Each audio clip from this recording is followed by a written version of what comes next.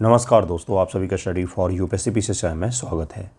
आज तारीख है 27 अप्रैल 2026 और आज का न्यूज़पेपर आर्टिकल डिस्कशन का यह वीडियो होगा। 27 अप्रैल है आज, 27 अप्रैल हो गया बंधुओं, 26 जुलाई को ही आपका एग्ज़ाम है, तो 3 महीने से भी कम समय है। अब तो अप्रैल का माह बीत चुका है, मई जून और आपके पास में जुलाई का 25 दिन है। बस इतना ही समय है, मतलब 2.5 महीने से कुछ जो थोड़ा सा ज़्यादा समय है आपके पास में। हुआ क्या, हेडलाइन देखिए क्या है। ये ट्रंप महोदय डिनर पार्टी कर रहे थे। हमें नरक कहते हैं, हमारे इंजीनियर्स को गैंगस्टर विथ लैपटॉप कहते हैं, और खुद के स्कूल में फायरिंग होती है, पब में फायरिंग होती है, सड़क पे फायरिंग होती है, डिनर करते हैं उसमें फायरिंग होती है, रैली करते उसमें फायरिंग होती है, और ये हमें कह रहे हैं नरक, है ना। खैर कोई बात नहीं, इस तरह के सनकियों का कोई जवाब नहीं होता है, जवाब देना भी नहीं चाहिए। और भारत के प्रधानमंत्री जी ने ट्वीट करके इस फायरिंग का कंडेम किया है। यही सबसे अच्छा मज़ा लेना होता है, जब आपको कोई ख़राब बोले और आपके ऊपर फायरिंग हो जाए तो उसे कंडेम कर दीजिए। अब इससे अच्छा जवाब क्या हो सकता है। इस टॉपिक में कुछ भी पढ़ने लायक नहीं है, बस जगह का नाम याद रखिएगा। वॉशिंगटन में एक जगह है जिसका नाम हिल्टन होटल, वहीं पर यह फायरिंग हुआ। डिनर पार्टी था, डिनर पार्टी हो नहीं पाया, सारे मेहमान बिना भोज खाए ही चले गए। आज जो हम लोग टॉपिक पढ़ेंगे उसमें एंथ्रोपिक का एक टूल है, माइथॉस करके नाम है उसका, उसको पढ़ेंगे। क्योंकि मैंने आज शेयर भी किया था अपने चैनल पर, study for UPSC PCS Telegram channel पर, जहाँ पर मैंने दिखाया कि एक साथ 6 न्यूज़ कटिंग थे 2 दिन के न्यूज़पेपर में। हर सरकार दुनिया की कंसर्न में है, चुनौतीपूर्ण बन गया वातावरण, डरी हुई है कि एंथ्रोपिक अगर ये टूल आम लोगों के हाथ में लग गया तो कोई भी हैकर बन सकता है। आप भी बन सकते हैं, किसी भी चीज़ को हैक कर सकते हैं, किसी भी सिस्टम को, किसी भी सरकार के क्रिटिकल इंफ्रास्ट्रक्चर को, बैंक को, जो चाहो सब आपका है। जिसका आईडी आप एक्सेस करना चाह रहे उनका पासवर्ड भी आप निकाल सकते हैं। तो सब कुछ कर सकता है ये, सब कुछ कर सकता है ये। इसके बारे में ज़रा समझेंगे हम लोग डिटेल में। उसके अलावा और भी न्यूज़ हैं जिसको समझेंगे, बहुत सारे हैं आज तो न्यूज़, क्योंकि सैटरडे संडे सबका न्यूज़ आज मैंने कवर किया है। शुरू करते, देखिए पहला टॉपिक क्या है। न्यूज़ देखिए अलग अलग क्या क्या है। The global risk posed by Anthropic Mythos AI, Anthropic in talk with Indian to safeguard critical infrastructure. हमारी सरकार एंथ्रोपिक से बात कर रही है। देखिए, अगर आपको ताबीज़ बेचना है तो पहले आपको लोगों को भूत का डर दिखाना पड़ता है। अगर आपको दवाई बेचनी है तो पहले बीमारी का डर दिखाना पड़ता है। अगर आपको एंटीवायरस बेचना है तो पहले आपको वायरस का डर दिखाना पड़ता है। तो इसी प्रकार से पूरे दुनिया का सिस्टम काम करता है। पहले हम बोलते हैं कि ये ग्रह नक्षत्र आपके ऊपर हावी हो रहे हैं, फिर बोलते आओ हमसे चंतर ले लो और ठीक हो जाओगे आप, हवन करवा लो 1001 का।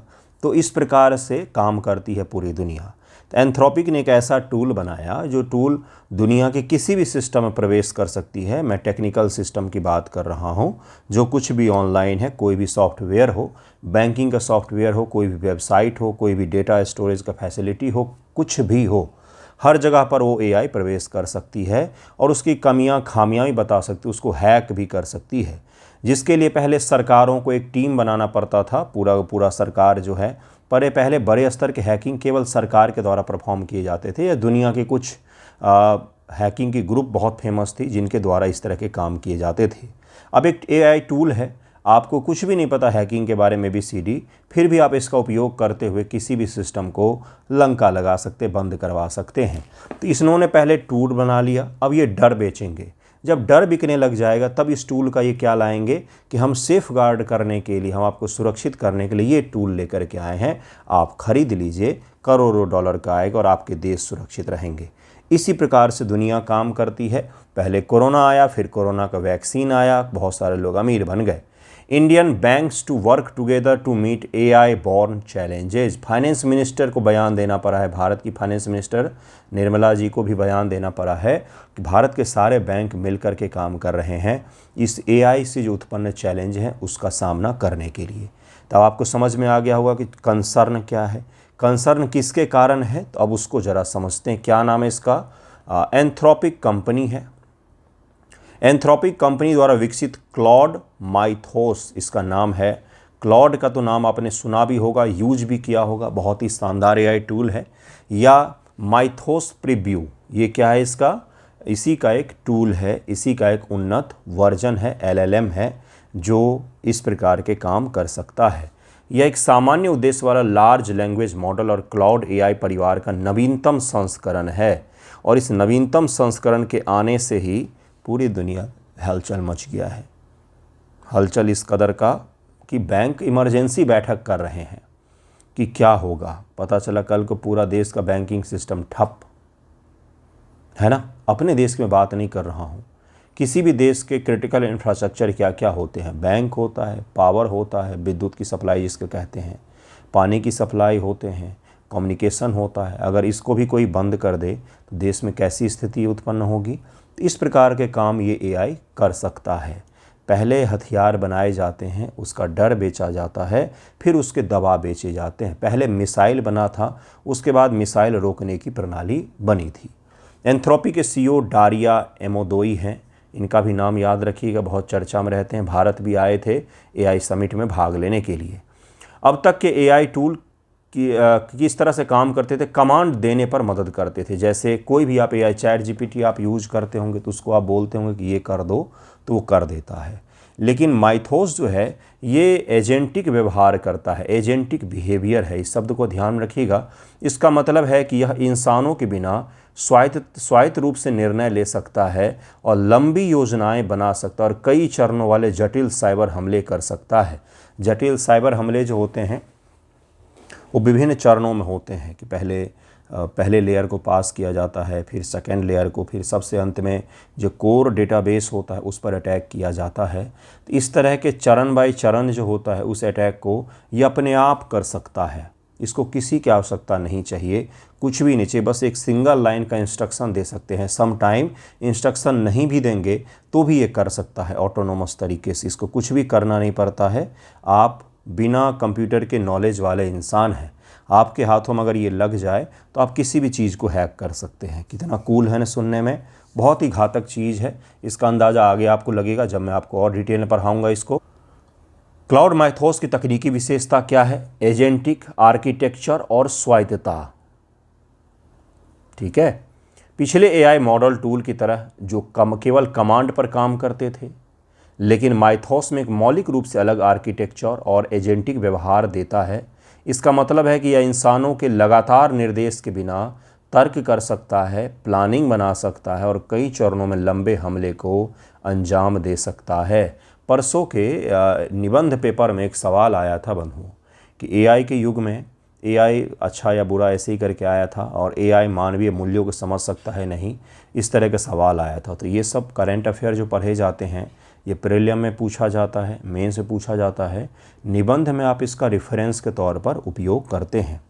जैसे एक उदाहरण देता हूँ, 71 बच्चे जो मेंस के मेरे पास आंसर राइटिंग प्रैक्टिस कर रहे थे, उन 72 वालों को भी दिया था मैंने, जो शुरुआत से ही लिख रहे हैं। मैंने उनको एक टॉपिक दिया था नैतिकता को लेकर के। नैतिकता वाला सवाल आया भी है निबंध में, उसी से मिलता जुलता टॉपिक है। क्यों दिया था मैंने आपको? मैंने एप्स्टीन फाइल जब आया था तो पढ़ाया भी था कि शासन में नैतिकता, और वहीं से वो टॉपिक मैंने दिया था निबंध लेखन में भी, और वही टॉपिक आपके एग्जामिनेशन में भी निबंध में पूछा गया है। इसी प्रकार से पढ़ा जाता है, एक टॉपिक आपके सारे जगहों पर उपयोग होंगे। क्या है इसमें? उन्नत साइबर हमले की क्षमताएं में क्या क्या कर सकता है ये। खामियों की चेकिंग, एक होता है इथिकल हैकिंग।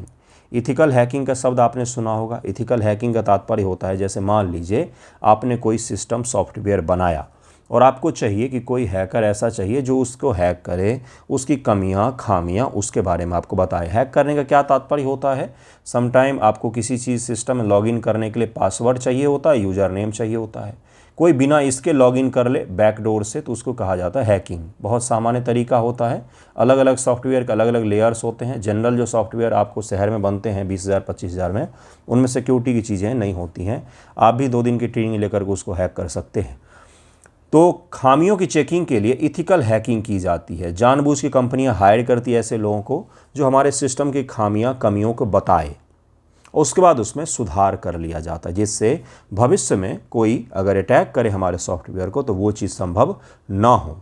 ये काम ये कर सकता है, लेकिन इसका दुरुपयोग भी हो सकता है। यह केवल एक बड़ी खामी पर निर्भर नहीं रहता, यह नेटवर्क में मौजूद कई छोटी छोटी हानि रहित दिखने वाली खामियों को आपस में जोड़ करके एक बहुत ही विनाशकारी हमला कर सकता है। सोर्स कोड का पुनः निर्माण कर लेता है। ये सोर्स कोड होता है हर चीज़ के पीछे में, कोड काम करता है, कोडिंग जिसको कहते हैं। यह पहले से चल रहे डिप्लॉयड सॉफ्टवेयर को देखकर उसका सोर्स कोड फिर से बना सकता है ताकि उसमें छिपी कमजोरियों को ढूंढा जा सके। यहाँ तक तो ये सही है। इसका उपयोग टूल के टेस्टिंग के लिए और उनकी सिक्योरिटी वल्नरेबिलिटी को ढूंढने के लिए किया जा सकता है। एक ही चीज़ का सदुपयोग और दुरुपयोग दोनों ही होता है। AK-47 पुलिसमैन के पास होता है तो आप सुरक्षित महसूस करते हैं, AK-47 आतंकवादी के पास में होता है तो आप असुरक्षित महसूस करते हैं। टूल खराब है या बुरा, अच्छा है या बुरा, ये यूज करने वाले पर डिपेंड करता है। और दुनिया में बुरी चीज़ें ज़्यादा प्रधान हैं, ये तो आप जानते ही होंगे। नेटवर्क मैपिंग और लेटरल मूवमेंट। एक बार जब ये किसी नेटवर्क में घुसता है तो यह स्वचालित रूप से पूरे सिस्टम का नक्शा बना लेता है। एक कंप्यूटर से दूसरे कंप्यूटर में छिप करके डेटा चुराने के लिए कस्टम टूल खुद ही बना लेता है। पहले इस प्रकार के टूल हैकर्स बनाते थे, इंसान बनाते थे, अब ये टूल खुद ही बना लेता है, ये खुद ही बना लेता है। कोड निष्पादन और सिस्टम नियंत्रण। जावा स्क्रिप्ट सेल एक्सप्लॉइट क्या कहा जाता है इसको, एक्सप्लॉइट्स कहा जाता है। मोजिला फायरफॉक्स आपने यूज़ किया होगा, ब्राउज़र होता है।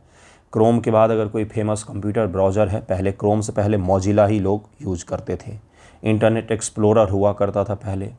तो मोजिला फायरफॉक्स एक उदाहरण है यहाँ पर कि जावा स्क्रिप्ट इंजन पर किए गए परीक्षण में इसने मानव पठनीय जावा स्क्रिप्ट कोड को मशीन कोड में बदल दिया और इसने इसे पीड़ित के कंप्यूटर के कमांड लाइन पर पूरा नियंत्रण मिल गया। जिस कंप्यूटर को अटैक किया गया था इसके टेस्टिंग के लिए, उस पूरे कंप्यूटर पर ही इसने नियंत्रण कर लिया और ऐसी ऐसी खामियां ढूंढी इसने मोजिला फायरफॉक्स में जो पिछले 30 साल में लोग ब्राउज़र में नई खामियां ढूंढ पाए थे। इंसान, ठीक है, इंसान जो खामियां किसी सिस्टम में पिछले 30 वर्षों में नहीं ढूंढ पाए, वो सारी खामियां इसने ढूंढ करके निकाल दी। इतना एडवांस यह AI टूल है। कुछ समझ में आ रहा होगा आपको, आई थिंक ऊपर से कुछ नहीं जा रहा होगा। सामान्य से शब्दावली है, पहली बार सुन रहे होंगे तो थोड़ा सा चैलेंजिंग हो सकता है, लेकिन समझ में आ गया होगा। Register control. प्रशिक्षण के दौरान इसने 29 बार सिस्टम के रजिस्टर कंट्रोल को सफलतापूर्वक हासिल कर लिया।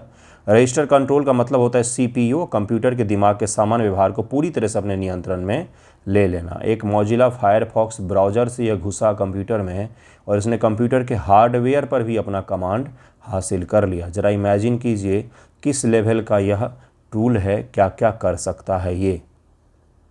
Remote code execution. बिना किसी साइबर सुरक्षा ट्रेनिंग वाले इंजीनियर ने माइथोस को रात में रिमोट कोड एग्जीक्यूशन, दूर बैठे किसी कंप्यूटर पर अपना कोड चलाना, खामियां खोजने का काम दिया और सुबह तक इसने पूरा वर्किंग एक्सप्लॉइट तैयार करके रख दिया था।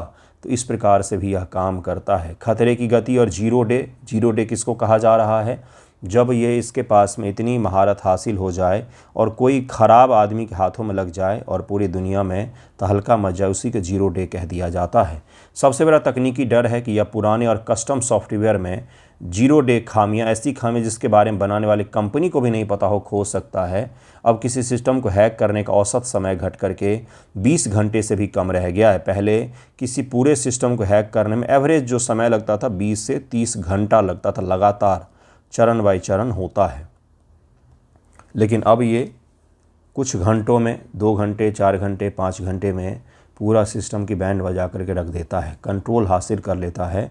न केवल सॉफ्टवेयर पर बल्कि उसके हार्डवेयर पर भी कंट्रोल हासिल कर लेते हैं। एक ऐसा टूल, जिस प्रकार से आप ChatGPT या किसी और टूल को कहते हैं कि इमेज बनाओ, उसी प्रकार से आप कहेंगे हैक करो और यह सारा कुछ तबाह कर देगा। इसलिए इस टूल को लिमिट कर दिया गया है। एंथ्रोपिक के द्वारा कुछ कंपनियों को ही दिया जा रहा है, बड़े बड़े कंपनियां हैं जिनको दिया जा रहा है। दुनिया भर में इसको लेकर के चिंता क्या है, हैकिंग का लोकतांत्रिकरण हो रहा है। पहले बड़े साइबर हमले केवल देश की सरकारें या बेहद शातिर हैकर कर पाते थे। माइथोस ने इस बैरियर को ख़त्म कर दिया है। अब कोई भी कर सकता है, कोई भी कर सकता है। अगर एक गलत आदमी के हाथों में लग जाए तो बैंक, बिजली, टेलीकॉम सब कुछ असुरक्षित हो जाएगा।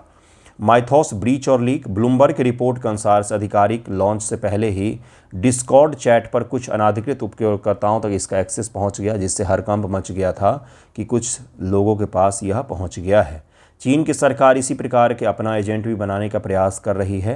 पुराने सिस्टम जितने भी हैं, चाहे बैंक के सॉफ्टवेयर हो, ऐप हो, टेलीकम्युनिकेशन का सॉफ्टवेयर हो, बिजली पहुंचाने वाले सॉफ्टवेयर हो, हर चीज़ के सामने खतरा है। हर चीज़ खतरा है, हर चीज़ खतरे में पड़ा हुआ है। कोई भी चीज़ सुरक्षित नहीं रह पाएगा अगर यह गलत आदमी के हाथों में लगता है, या कल को कोई वॉर होता है और किसी सेना के द्वारा इसका उपयोग किया जाता है बड़े स्तर पर, तो क्या होगा उसका ज़रा सोचिए कि इस तरह के टूल क्या क्या कर सकते हैं। वित्त मंत्री ने बैठक की और कहा कि भाई जल्दी से जल्दी इसका काम करो, देखो कि क्या कर सकते हैं, समाधान क्या हो सकता है। प्रोजेक्ट ग्लासविंग, एंथ्रोपिक ने जानबूझकर माइथोस को आम जनता के लिए रोक दिया। इसके बजाय उसने प्रोजेक्ट ग्लासविंग शुरू कर दिया, जिसके तहत एप्पल, गूगल, माइक्रोसॉफ्ट, नावीडिया जैसे 50 कंपनियों को केवल यह टूल दिया जाएगा ताकि आप अपने खामियों को टूल में, उनके जो सॉफ्टवेयर होते हैं उनमें आप पता कर सकें और उसे ठीक कर सकें। एआई सहायता प्राप्त ऑडिट होना चाहिए। विशेषज्ञ जैसे भारत में सुमिल भट्टाचार्य जी का सुझाव है कि भारत के CERT In computer emergency response team, जो अभी फ़िलहाल में गृह मंत्रालय के अंतर्गत काम करती है, लेकिन इसको आने वाले समय में इंफॉर्मेशन मिनिस्ट्री को दे दिया जाएगा, उसने कहा है कि जल्दी से जल्दी हम ऑडिट करेंगे अपने सारे सिस्टम का और खामियां तलाशने के प्रयास करेंगे। लेकिन हमें जो काम करना चाहिए वो है ये कि मिसाइल, बम बारूद, ये सब धीरे धीरे करके पुराने होते जा रहे हैं। नए हथियार यही हैं, ये टूल है, कल को ये हथियार हो सकता है, क्योंकि इसका उपयोग किसी के द्वारा किया जाए किसी दूसरे देश के लिए तो फिर उसका नुकसान होगा। क्या गारंटी है। जो एंथ्रोपिक पहले पेंटागन के साथ मिलकर काम करती थी, बिल्कुल सही सुन रहे हैं आप, पहले एंथ्रोपिक पेंटागन के लिए काम करती थी, अमेरिका की सैन्य विभाग जो है उसके लिए काम करती थी। अब उसने ये काम छोड़ा तो आजकल ओपन एआई, जिसका चैट जीपीटी आप यूज़ करते हो, उसको जो आप डेटा फीड करते हैं वो सारा पेंटागन के द्वारा उपयोग किया जा सकता है। आजकल वो पेंटागन के लिए काम करती, तो क्या पता ये टूल पहले ही उनके पास उपलब्ध हो, कल को इसका उपयोग भी किया जा सकता है। तो हमें कंसर्न इस प्रकार से सोचना चाहिए। ऑडिट तो ठीक है, होना ही चाहिए, लेकिन हम इस तरह की चीज़ें बनाएंगे कब, और अगर अब बना भी लेंगे तो हम तो पीछे रह गए बनाने में। हम पहले क्यों नहीं सोच पाते इस तरह की चीज़ों को, हमें इस पर ध्यान देना चाहिए। वैश्विक एआई शासन, रेगुलेटरी फ्रेमवर्क जो है इसको कठोर बनाना चाहिए ताकि इसका कोई दुरुपयोग ना हो। नेक्स्ट टॉपिक है no BRICS consensus on war को लेकर कोई कंसेंसस नहीं बन पाया, कोई आम सहमति नहीं बन पाई। India chair summary, notes deep concern, बस एक नोट जारी किया गया, चेयर समरी जारी किया गया, आम सहमति कुछ भी नहीं बन पाया। ब्रिक्स का उपमंत्रीय स्तरीय सम्मेलन हुआ है 14-15 मई को। ब्रिक्स विदेश मंत्रीय सम्मेलन होने वाला है जो भारत में ही होगा, क्योंकि भारत के पास इस बार अध्यक्षता है ब्रिक्स की, और इसी समय में इतने सारे युद्ध हो रहे हैं। अमेरिका, इजराइल, ईरान के बीच चल रहे ब्रिक्स समूह के भीतर राय बटी हुई है। चूँकि 2026 में भारत ब्रिक्स का अध्यक्ष है, इसलिए नई दिल्ली में ब्रिक्स उप विदेश मंत्रियों की बैठक हुई, लेकिन इस मुद्दे पर कोई भी कंसेंसस, आम सहमति नहीं बन पाया, जिसके कारण से भारत को एक संयुक्त बयान के बजाय चेयर समरी जारी करना पड़ा। और समरी का कौन सा महत्व होता है, इसका कोई महत्व नहीं होता है, बस एक न्यूज़ का हेडलाइन बन जाएगा, बाकी इसका कोई महत्व नहीं होता है। आम सहमति कुछ भी नहीं बन पाया, क्योंकि जितने भी भारत के ब्रिक्स के मेंबर हैं उन सब के राय इसमें बटे हुए हैं और अलग अलग हैं, और भारत कोई कठोर अपने यहाँ से स्टेटमेंट भी जारी नहीं करना चाह रहा है। क्यों नहीं करना चाह रहा है, यही तो किसी को समझ में नहीं आ रहा है। संयुक्त बनाम बयान चेयर समरी क्या होता है ये, इससे यहाँ से सवाल पूछा जा सकता है। संयुक्त बयान तब जारी होता है जब बैठक के सभी सदस्य बात पर 100% सहमत होते हैं। सब लोग बोलते हैं कि हाँ, हमारी तरफ से ग्रीन फ्लैग है, आप आगे बढ़िए। इसी को कहा जाता है क्या, आम सहमति, कि हमने एक प्रस्तावना लाया कि भाई ये प्रस्तावना है, पहला, दूसरा, तीसरा, चौथा, पांचवा पॉइंट, और इस पर सबने वोटिंग किया कि ओके डन, जारी कर दो। तो इसको कहते हैं आम सहमति से संयुक्त बयान जारी करना, कि ब्रिक्स का ये स्टैंड है। लेकिन यहाँ पर क्या हुआ, कोई स्टैंड नहीं है, सबका अपना अपना स्टैंड है, इसलिए एक समरी जारी हुआ है, बाकी कुछ भी जारी नहीं हुआ है। इसको याद रखिएगा, ये पूछा जा सकता है। आम सहमति क्यों नहीं बन पाई।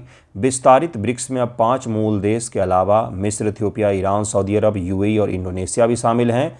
ईरान जो चाहता है कि ब्रिक्स अमेरिका और इजराइल की निंदा करें, दूसरी तरफ सऊदी अरब और यूएई जो हैं वो चाहते हैं कि ईरान जो है वो इनके ठिकानों पर, यूएस के ठिकानों पर गल्फ़ कंट्रीज़ में हमला करना बंद करे। तो इसीलिए पहले ही मैंने समझाया था कि जिन पर हमले हो रहे हैं वो भी ब्रिक्स में हैं, जिन्होंने हमले किए वो भी ब्रिक्स में हैं, जो तेल बेचते हैं वो भी ब्रिक्स में हैं, जो तेल खरीदते सबसे ज़्यादा वो भी ब्रिक्स में हैं, भारत भी ब्रिक्स में है, चीन भी ब्रिक्स में है, और दोनों के बीच बन भी नहीं रहा। हमारे अरुणाचल प्रदेश का वो नामांकन कर रहा है, हम कंडेम कर रहे हैं। तो इस तरह का जब सिस्टम बन जाए तो वहाँ पर तो केवल बैठ करके बातचीत ही हो सकती है, कोई आम सहमति तो जारी नहीं होगा।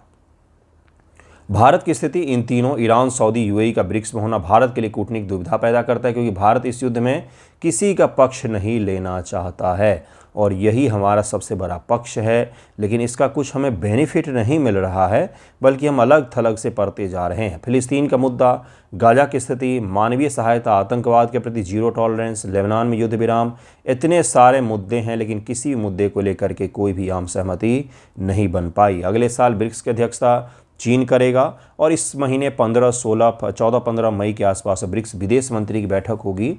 उसमें उम्मीद की जा रही है कि कुछ सकारात्मक पहल हो उसमें और कुछ न कुछ बयान जारी हो। नेक्स्ट टॉपिक बड़ा ही दुखद है। भारत के सबसे फेमस और दुनिया के सबसे अच्छे फोटोग्राफर्स में से एक रघु राय जी का निधन हो गया। इंस्टाग्राम पर बहुत दिनों से मैं इनको फॉलो करता था। इनकी एक किताब, फोटोग्राफी की किताब अलग होती है बंधुओं, बहुत पहले देखी थी मैंने, खजुराहो, कॉलेज लाइब्रेरी में हमने देखा था। तो उसमें ऐसे ऐसे फ़ोटोज़ होते हैं जो आप देख करके परेशान हो जाएंगे, कैसे कोई खींच सकता है। आपने भी इनके कुछ फ़ोटोज़ फेमस देखे ज़रूर होंगे, भले ही आपको इनका नाम नहीं पता हो। रघु राय इनका नाम है, पाकिस्तान में जन्मे थे लेकिन फिर भारत आ गए थे विभाजन के बाद। ये फ़ोटो तो शायद आपने देखा ही होगा। ये इंदिरा गांधी जी हैं, ये मदर टेरेसा हैं, सारे फेमस फ़ोटो इन्हीं के द्वारा है। दलाई लामा है, ये सदगुरु नाम है इनका, वो हैं। ये इंदिरा गांधी जी हैं। ये भोपाल गैस ट्रेजेडी की ये फ़ोटो तो ज़रूर ही देखी होगी। ये एआई निर्मित नहीं है भाई, ये ओरिजिनल फ़ोटो है, ठीक है। तो ऐसे फ़ोटोग्राफ़र थे जिनकी एक एक फ़ोटो करोड़ों में बिकती थी, उनका निधन हो गया। रघु राय इनका नाम है, फ़ोटो जर्नलिस्ट हैं। सबसे पहले जो इनकी फ़ोटो थी बेबी डोंकी, गधे का एक छोटा सा बच्चा जिसकी इन्होंने फ़ोटो खींची थी, वो उस समय टाइम्स में आधे पेज में छापा था उन्होंने, इतनी सुंदर वो फ़ोटो है। भारत के सबसे महान और प्रसिद्ध फ़ोटो जर्नलिस्ट रघु राय का रविवार को नई दिल्ली में निधन हो गया। उनके अंतिम संस्कार उनके कैमरे को उनके सीने पर रखा गया, देख सकते हैं। इन्होंने कहा था कि कैमरा आप ले लोगे लेकिन नज़रिया कहाँ से लाओगे फ़ोटो खींचने के लिए। उनका जन्म अविभाजित भारत के झांग, अब पाकिस्तान में है, वहाँ पर हुआ था। पेशे से वो एक सिविल इंजीनियर थे। 1960 के दशक के शुरुआत में अपने बड़े भाई प्रसिद्ध फोटोग्राफर एस पॉल से मिलने के दौरान उनका फोटोग्राफी से परिचय हुआ और उन्होंने पहली तस्वीर जो ली थी एक गधे की, जिसको बेबी डोंकी कहा जाता है। याद रखिएगा, बीपीएससी इनकी किताबों से जुड़े हुए सवाल एईडीओ में तीनों पेपर में पूछे गए हैं। किताबों से जुड़े हुए सवाल, हर बीपीएससी की एग्जामिनेशन एक सवाल आता है, तो आपसे भी पूछा जा सकता है। किताब अलग अलग होते हैं, हिस्ट्री होता है, लिटरेचर होता है, फ्रिक्शन होता है, बिना फ्रिक्शन वाले होते हैं, और ये फ़ोटोग्राफी की किताब होती है जिसमें फ़ोटोज़ होते हैं बहुत सारी इनकी किताब है। ताजमहल है, दिल्ली है, उसके अलावा बंगाल ट्रेजेडी 1971 का बांग्लादेश वॉर जो है उस पर भी इनकी किताब है। उसकी विभीषिका को भी इन्होंने कैमरे में कैद किया था। तो इनकी पहली तस्वीर थी, लंदन के द टाइम्स में छपी थी, जिससे उन्हें न केवल पुरस्कार राशि बल्कि उनका फ़ोटोग्राफी कैरियर भी यहीं से शुरू हुआ। और इनकी पहली ही तस्वीर थी जिससे इन्होंने बेबी डोंकी की फ़ोटो खींची थी। फ़ोटो खींचने की सबसे बेसिक ज़रूरी चीज़ क्या होता है? कैमरा बिल्कुल भी नहीं, कैमरा तो चाहिए ही। सबसे बेसिक ज़रूरी चीज़ होता है कि आपको फ़ोटो दिखना चाहिए कि कहाँ पर क्या क्या है। आपके आँखों में अगर आर्टिस्ट वाली चीज़ें होंगी, सुंदरता देखने का या फ्रेम देखने की क्षमता होगी, तो आप कहीं पर भी कुछ भी फ़ोटोज़ खींच सकते हैं, छोटे से कैमरे से भी। उन्होंने भारत के इतिहास के कुछ सबसे महत्वपूर्ण और मार्मिक क्षणों को अपने कैमरे में कैद किया था। 1971 का युद्ध, बांग्लादेश का मुक्ति संग्राम, आपातकाल, ऑपरेशन ब्लू स्टार, भिंडरेवाला के एक बहुत फेमस फ़ोटो है, भिंडरेवाला जिसको मारा था हमारे फोर्सेस ने, और पाकिस्तानी टेररिस्ट था वो, भारत का सिख था लेकिन था टेररिस्ट वो, आईएसआई का समर्थक, आईएसआई उसको समर्थन देती थी। ऑपरेशन ब्लू स्टार के दौरान मारा गया था वो। तो भिंडरेवाले का एक फेमस फ़ोटो है, एक लाइट जल रही है, उसके मुँह पर लाइट पड़ रही है, अंधेरा है घर, और उसको स्वर्ण मंदिर को चारों तरफ से सिक्योरिटी फोर्सेज ने घेरा हुआ है, और उस दौरान की उसकी वो बहुत ही फेमस फ़ोटो है। तो वो भी इन्होंने ही खींचा था। जर्नैल सिंह भिंडरेवाले की तस्वीर ऑपरेशन ब्लू स्टार से ठीक पहले भोपाल गैस त्रासदी और हाल के दिनों में किसान आंदोलन जो कोरोना के समय के बाद हुआ है 2021-22 में किसान आंदोलन जो हुआ है, उस दौरान भी इनकी फ़ोटोग्राफ काफ़ी ज़्यादा चर्चे में रहे थे। मैग्नम फोटोज़ 1977 में महान फ्रांसीसी फोटोग्राफर हेनरी कार्टियर ब्रेसन के नामांकन पर रघु राय प्रतिष्ठित मैग्नम फोटोज़ में शामिल होने वाले पहले भारतीय फोटोग्राफर बने थे। ये पीटी फैक्ट है, याद रखिएगा। फोटो पत्रकारिता में उनके असाधारण योगदान के लिए उनको 1972 में पद्मश्री से सम्मानित किया गया था। 1972 में किया गया था, 1972 में किया गया था। प्रसिद्ध हस्तियां मदर टेरेसा, दलाई लामा, इंदिरा गांधी, सत्यजीत रे, ये भी बहुत शानदार है इनकी कृतियां हैं फोटोग्राफी में। उस्ताद बिस्मिल्लाह खान की एक फ़ोटो देखी क्या आपने, जिसमें वो हाथ में सिगरेट या बीड़ी ऐसे ही कुछ लेकर के बैठे हुए, धुआं निकल रहा है, बहुत ही सुंदर। तो वो पोर्ट्रेट यानी क्लोजअप लेना, वो भी फ़ोटो इन्होंने ही खींचा था। इनकी कुछ फेमस किताबों के नाम मैं बता देता हूँ जिसे आप याद रखिएगा, जहाँ सवाल आ सकता है। Raghu Rai's India, reflection in colours, reflection in black and white, Bharat की ग्रामीण परिवेश और भारत का शहरी ग्रामीण परिवेश और आम जनजीवन को इन्होंने ब्लैक एंड वाइट में फ़ोटोज़ खींचा हुआ है। एक एक फ़ोटो करोड़ों की बिकती हैं ये। The faith and compassion, mother Teresa, A life of dedication, ये इनकी किताब है, ज़रूर याद रखिएगा। द सिख, इस किताब में सिख समुदाय की संस्कृति, उनकी धार्मिक परंपराओं, स्वर्ण मंदिर, ऐतिहासिक चीज़ों को इसमें कैप्चर किया गया है।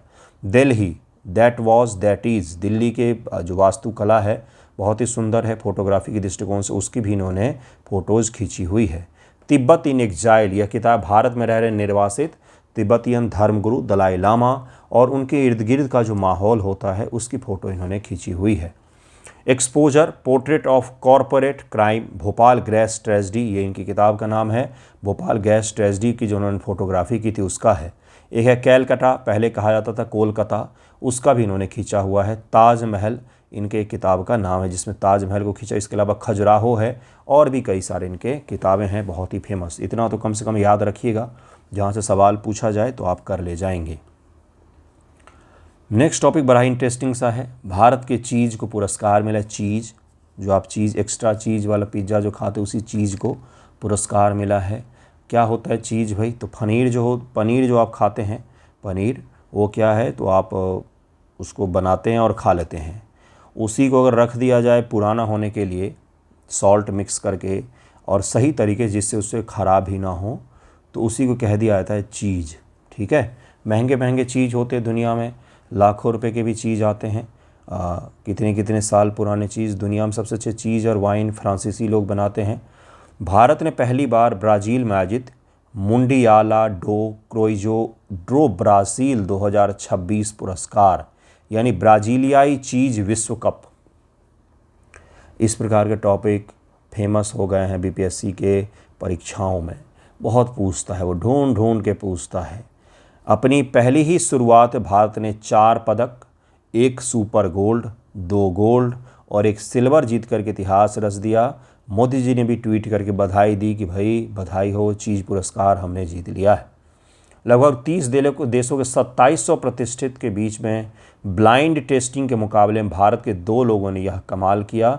मौसम नारंग मुंबई के हैं, 3 पदक। मौसम नारंग मुंबई स्थित एले फेथेरिया नामक एक आर्टिसियल चीज़ ब्रांड के संस्थापक हैं और इन्होंने ही इस चीज़ को इसका पुरस्कार जीता है। इनका नाम याद रखिएगा, आर्टिसनल चीज़ ब्रांड चलता है इनका।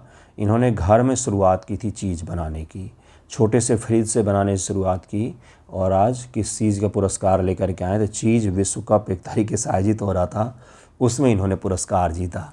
इनके पदक सुपर गोल्ड गुलमर्ग के लिए जो एक फ्रेंच ब्री स्टाइल चीज़ है, गोल्ड ब्रूनसोट के लिए एक नॉर्वेजियन स्टाइल मट्ठा चीज़ है और सिल्वर काली मिरी के लिए जो केरल की काली मिर्च, हिमालयी गुलाबी नमक और लहसुन से लिपटा हुआ एक चीज़ बॉल है, इसके लिए इनको मिला है। अद्भुत चीज़ें हैं दुनिया में खाने को, है ना।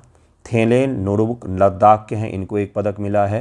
नूरबू लद्दाख के चांगथांग क्षेत्र के एक याक चरवाहे हैं, वो नोमैडिक फार्म चलाते हैं और इनको भी पदक मिला है, इनको भी गोल्ड पदक मिला है। लद्दाख के पारंपरिक याक चुरपी, याक के मिल्क से बनने वाला चीज़ जो होता है उसके लिए इनको सम्मानित किया गया है।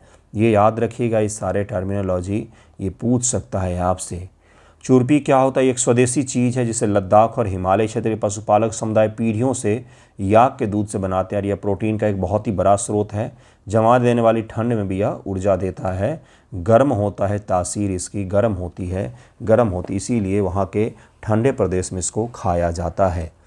चांगपा समुदाय नूरबू चांगपा समुदाय से ताल्लुक़ रखते हैं जो लद्दाख के चांगथंग पठार उच्च ऊंचाई के खानाबदोश चरवाहे हैं। यह वही क्षेत्र है जो पश्मीना बकरियों के लिए भी प्रसिद्ध है। इसका भी नाम याद में रखिएगा, इसके बारे में पूछा जा सकता है, इसका याद जरूर रखिएगा चांगपा समुदाय के बारे में भी। नूरबू ने टिकाऊ जैविक खेती का प्रशिक्षण ये सोनम वांगचुक का स्कूल है वहीं से लिया, जिनको हमने 4 महीने जेल में रखा हुआ था बिना किसी आरोप के। अब सारे आरोप से बरी हो गई है। उनके स्कूल के बच्चे चीज़ विश्व कप ले आ रहे हैं और उनको हम देशद्रोही बना करके जेल में रखते हैं। अब पूरी जनता को बता भी देते हैं कि देखो भाई ये देशद्रोही है, ठीक है, फिर छोड़ देते हैं। अभी सारे उन पर जो जितने भी आरोप थे सब हट गए हैं, सारे केस भी वापस ले लिए गए हैं। इस जीत का महत्व क्या है? तो भारत की पाक संस्कृति जो पहले से ही बहुत फेमस है उसका दुनिया में लोहा मनवा रहे हैं हम। चीज़ क्या होता है? इसे हिंदी में हम मोटे तौर पर पनीर का एक रूप कह सकते हैं। पनीर ताज़ा होता है, वहीं पर चीज़ जो है इसको बरसों तक रखा जाता है, कई बार तो तब जाके वह चीज़ के स्वरूप में आ पाता है। सबसे पहले दूध में कोई भी एसिड या नींबू सिरका या रेनेट एंजाइम डाला जाता है, इससे दूध फट जाए, फिर ठोस हिस्सा को अलग करते हैं और उसको एजिंग के लिए हम लोग रख देते हैं, जिससे क्या होता है लंबे समय में चल करके वो चीज़ बन जाता है। पनीर एक फ्रेश चीज़ है, वहीं पर ओरिजिनल चीज़ जो होता है यह बहुत पुराना होता है। कई सारे दुनिया के महंगे जो चीज़ होते हैं उसमें कीड़े लग जाते हैं, उन कीड़ों को अलग किया जाता है, फिर उसको खाया जाता है। चलिए आगे बढ़ते हैं, नेक्स्ट टॉपिक पर चलते हैं। How a lost tribe in north east India, उनका इजराइल से संबंध है जिसको लेकर के यह ट्राइब जो है चर्चा में है। पूर्वोत्तर भारत के लॉस्ट ट्राइब और इजराइल से इसके संबंध यह चर्चा में है, इसलिए इस टॉपिक को हम लोग करेंगे। यह लास्ट टॉपिक होगा। और भी आज टॉपिक हैं, 7 टॉपिक हैं आज, जिसमें से यह टॉपिक हम लोग कर रहे हैं। इसके बाद 2 टॉपिक हम लोग कल के लिए रखेंगे। मणिपुर और मिजोरम के बेनई मोनाशे, कहाँ के? मणिपुर और मिजोरम, बेनई मोनमेनासे ट्राइब का नाम है। तो ट्राइब का नाम रामू नहीं होगा, इसी प्रकार का होगा, याद रखिएगा। यहूदी समुदाय के लगभग 250 सदस्य पिछले सप्ताह इजराइल तेल अवीव पहुँचे। हालांकि 1990 के दशक से हज़ारों सदस्य इजराइल जा चुके हैं, लेकिन यह पहली बार है जब कोई बैच आधिकारिक इजरायली सरकार पुनर्वास कार्यक्रम के तहत वहां पर गया है और अब उनको इजराइल की नागरिकता भी मिल जाएगी, क्योंकि इजराइल का सामान्य सा बेसिक सा नियम है कि यहूदी धर्म को मानने वाले लोग जहाँ पर भी दुनिया में हैं वो जब चाहें इजराइल की नागरिकता को ग्रहण कर सकते हैं, स्वीकार सकते हैं, और इजराइल उनको नागरिकता देता ही है। बेनई मेनासे कौन है? लॉस्ट ट्राइब क्या होते हैं? लॉस्ट ट्राइब इजरायली कल्चर का भाग है। यह समुदाय मुख्य रूप से मिजोरम, मणिपुर के मिजो और कुकी जनजातियों से संबंधित है। इनकी संख्या लगभग में 7000 हैं। तो यह क्षेत्र अशांत हो गया है, इसलिए यहाँ से निकल करके ये चले गए। लगभग 772 ईसा पूर्व में असीरियन साम्राज्य ने उत्तरी इजराइल पर विजय प्राप्त की। 772 ईस्वी होगा, ईसा पूर्व नहीं, और वहाँ रहने वाले 10 कबीलाओं को निर्वासित कर दिया। पश्चिमी यहूदी सदियों से दुनिया भर में इन खोई हुई 10 जनजातियों के वंशजों की तलाश कर रहे हैं, और वही एक वंशज जो हैं वो मेनासे ट्राइब, जिनको इजराइल में कहा जाता है, वो अपने यहाँ पर मणिपुर और मिजोरम में रहते हैं, ऐसा माना जाता है। और इसी मानने के आधार पर उनको नागरिकता वहाँ पर मिल जाएगा पुनर्वास कार्यक्रम के तहत में। पूर्वोत्तर के यह समुदाय मानता है कि वह इन खोई हुई जनजातियों में से सबसे बड़ी जनजाति मेनासे के वंशज हैं। बेनई मेनासे का शाब्दिक अर्थ होता है मेनासे के पुत्र। उनका मानना है कि उनका निर्वासित कबीला सदियों तक फारस और अफगानिस्तान में भटकने के बाद पूर्वोत्तर भारत में बस गया था। जब ईरान पर इस्लामिक इन्वेजन हुआ तो वहाँ के लोग भी भारत आ गए, बहुत सारे अलग अलग जगहों पर चले गए। उसमें बहुत सारे यहूदी भी रहते थे जो भारत आ गए अफ़गानिस्तान होते हुए, तो वो यहाँ पर पूर्वोत्तर भारत में जाकर के सुरक्षित रूप से बस गए थे। तो मानते हैं कि मेनासे समुदाय के ही लोग हैं जो पहले यहाँ पर आ गए, तब उनको आधिकारिक वहाँ की नागरिकता मिलने जा रही है। तो इनका भी ध्यान में रखिएगा, ये पूछा जा सकता है। नेक्स्ट पॉइंट देखिए इसी में क्या है। नेक्स्ट है कि यहूदी धर्म की ओर वापसी कैसे हुई। 1951 में एक मीजो रहस्यवादी छालियान थांग ने दावा किया कि उसने एक सपना देखा जिसमें मीजो, कुकी, चिन प्राचीन इजरायली जनजातियों के वंशज हैं। ये आए, इन्होंने क्या में एक सपना देखा कि मीजो, कुकी, चिन जो है वो हम तो इजराइल के रहने वाले हैं, है ना। तो 1970 के दशक के अंत तक इन समुदाय में यहूदी धर्म अपनाने का आंदोलन तेज हो गया और इन्होंने यहूदी धर्म अपनाना शुरू कर दिया। इसमें इजरायली संगठन ओमिसव, जिसका नेतृत्व रब्बी एलियाहू अविचैल ने किया, ने बहुत मदद की, जिसका उद्देश्य दुनिया भर में बिखरी जनजातियों को वापस इजराइल में लाना था। और इसी कार्यक्रम के तहत में बाद में उन्होंने ये भी घोषित किया कि ये सब के सब जो हैं इनका इजराइल से काफ़ी पुराना रिलेशन है, इसलिए इनको इजराइल वापस लाया जाए। तो इनको भी याद में रखिएगा। नेक्स्ट एक दो टॉपिक बच गए, जैसे नीति आयोग के एक उपाध्यक्ष नियुक्त किए गए हैं उनके बारे में। उसके अलावा विक्रम स्काई रूट कंपनी का जो है वो भी चर्चा में, उसको भी हम पढ़ना है हमें। इसके अलावा एक और टॉपिक है DMRC के एक अधिकारी की नियुक्ति हुई है जो पहली बार इस तरह का हुआ है, उसे भी हम लोग कल के न्यूज़पेपर में पढ़ेंगे। आज का वीडियो यहीं पर एंड होता है। कैसा लगा है ज़रूर ही बताइएगा, कुछ तो सीखा होगा ही आपने।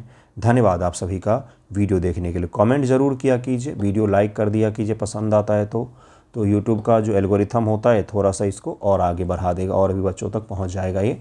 धन्यवाद आप सभी का।